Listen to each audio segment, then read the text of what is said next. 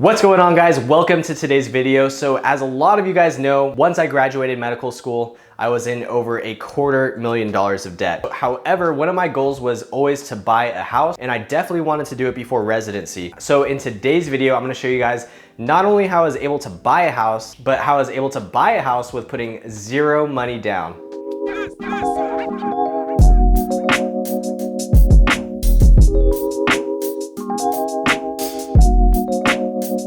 Let's rewind about a year ago. I had recently matched into my residency. I started immediately doing research on where I wanted to live and which companies would give me a mortgage loan to buy a house. And you may be thinking, who in their right mind would loan anyone any kind of money even when they're already in $250,000 of debt? Well, there are actually a lot of companies doing it, and there are special types for physicians that they can take advantage of in order to buy property. So the loan that I was able to get is called a physician mortgage loan. What that means is once you match into residency and sign your contract, and because you're an employed physician, mortgage companies will actually give you the benefit of the doubt to buy a house even though you're already in so much debt, and they'll even throw in some perks on top of that. So in order to buy a house, most people put about 20% down on their home to avoid extra costs on their mortgage loan. On average, a house around this area is $200,000. Well, 20% of that is $40,000. Now, I don't know about you guys, but as a medical student, I definitely did not have $40,000 just sitting in a bank account, and I don't have any family members who would just give me $40,000 to buy a house. So it can be really difficult to buy a house and putting that 20% down payment. Anyone can actually buy a house without putting any money down, but if you're going to do that, it is a large risk to the mortgage companies. So what they'll do instead is charge you private mortgage insurance, or PMI. And what this insurance does is basically covers their butt because you didn't put any money down. So this insurance is just ensuring that they get some kind of money back. They're minimizing the risk when they give you this home loan. Now, because you are a doctor, these companies will actually give you the benefit of the doubt and not charge you this private mortgage insurance, even if you put zero money down. So I wasn't being charged extra for PMI if I put zero money down. So it was not a financial stress at all. Instead of paying my apartment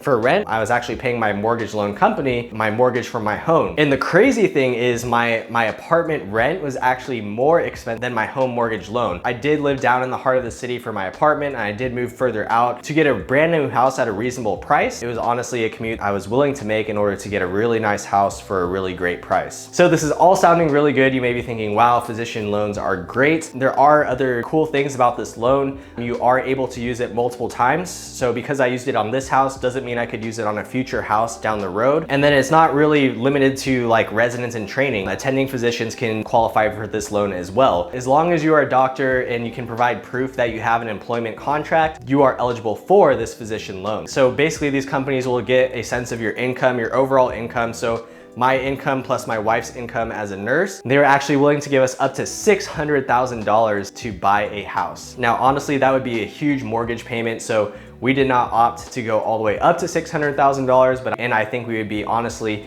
struggling financially if we did that. So we took a much more modest cost home and did not take full advantage of that. Now, with every type of loan, there's positives and there's negatives. So there is one major negative thing about this loan. So the mortgage loan is over 30 years. And we were lucky enough to get our mortgage rate at 3%. Now, granted, this was kind of at the beginning of COVID, and some people probably even got better opportunities just because as time went on, I think mortgage interest rates actually dropped below 3%. The bad thing about this loan is it is fixed for 10 years, and then after those 10 years, it becomes a variable interest rate. And what that means is the interest rate could swing really high and get way above that 3%. But the reason why we were willing to take that risk is because we don't actually foresee ourselves staying here for more than 10 years. Hopefully I'll be making an attending salary about 2 to 3 years. So then after that, after saving up some money, working as an attending, we would like to potentially upgrade our house and get a whole different loan agreement. So really the 10 years fixed and then variable after that wasn't really a huge deterrent to us. But obviously, if you do pursue a physician mortgage loan, make sure you understand all the terms of your loan. So yeah, it was pretty much a win-win situation for us. Like I said, the whole process was relatively easy for us to do, especially as a recent medical student graduate, because you are making no money at all.